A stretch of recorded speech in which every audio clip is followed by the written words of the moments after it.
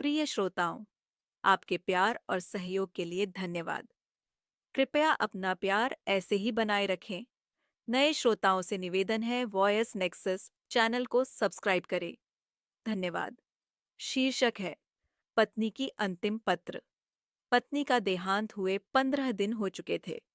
लोगों का आना जाना अब बंद हो गया था। वह अकेला बैठा पुरानी यादों में खोया था कि अचानक उसे पत्नी का लिखा पत्र मिला। पत्र में लिखा था, प्रिय पतिदेव, मुझे पता चल चुका है कि मुझे कैंसर है और वह भी अंतिम स्टेज में चल रहा है। मैं यह भी जानती हूँ कि मेरे पास अब बहुत कम दिन बचे हैं। मुझे यह भी पता है कि आपने मेरे इलाज में अपनी सारी जमा पूंजी खर्च कर दी है। सारे गहने बिक चुके हैं। कितनी मेहनत से बचत करके जो प्लॉट हमने खरीदा था, वह भी मेरी बीमारी की भेंट चढ़ चुका है। आप क्या समझते थे कि आप यदि ये सारी बातें मुझे नहीं बताओगे, तो क्या मुझे पता नहीं चलेगा? मैं आपकी अर्धांगिनी हूँ। मैंने जिंदगी के 12 साल आपके साथ गुजारे हैं। मैं आपके चेहरे को पढ़कर जान जाती हूँ कि आप किस हालत में हो, मगर मेरी मजबूरी तो देखिए कि मैं आपके आंसू भी नहीं पोंछ सकती। आप अकेले में जब रोते हो तब छुप कर देखती हूँ और फिर खुद भी रोती हूँ। कमबख्त, जिंदगी हमें किस मोड़ पर ले आई है। हम एक दूसरे का दर्द भी नहीं बांट सकते, एक दूसरे के आंसू भी नहीं पोंछ सकते। आप समझते हैं कि आपको रोते देखकर मैं कमजोर पड़ जाऊंगी। इधर मैं नहीं चाहती आप कमजोर पड़े। कितनी बेगानी हो गई हूं ना मैं। आपकी उदासी का कारण भी आपसे नहीं पूछ सकती। आजकल सब जान पहचान वाले मिलने आ रहे हैं। शायद अब मैं एक दो दिन की ही मेहमान हूँ। शायद मेरी यात्रा पूरी हो चुकी है।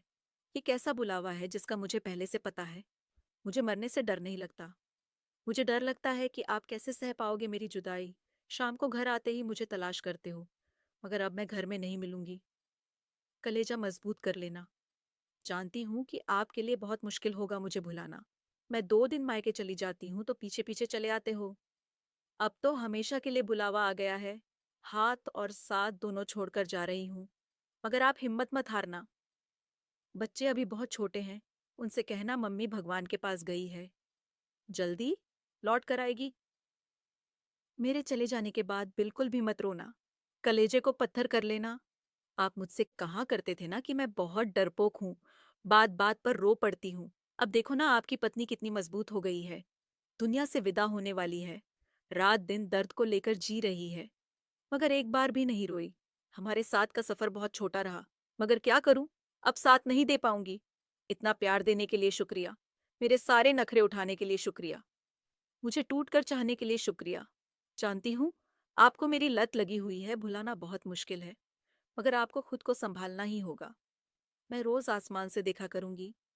आप टाइम पर नहाना, टाइम पर खाना खा लेना, क्योंकि आपको ये सब याद दिलाने के लिए आपकी पत्नी अब नहीं होगी। अब मैं ना रहूंगी, अब आलस करना छोड़ देना। जब तक मैं थी आप घर की हर चिंताओं से मुक्त थे। मुझे दोनों बच्चों की तरह आपका भी ख्याल रखना पड़ता था, मगर अब आप बच्चा बनना छोड़ देना।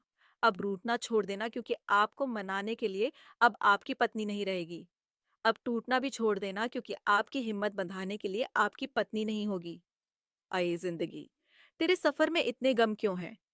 जो जीना ही नहीं चाहते, उनकी तो बहुत लंबी है, मगर जो जीना चाहते हैं, उनकी सांसें इतनी कम क्यों हैं? आए जिंदगी, तेरे सफर में मुझसे अब और नहीं लिखा जाता। हाथों में दम बिल्कुल भी नहीं है, फिर भी मैं लिख रही हूँ।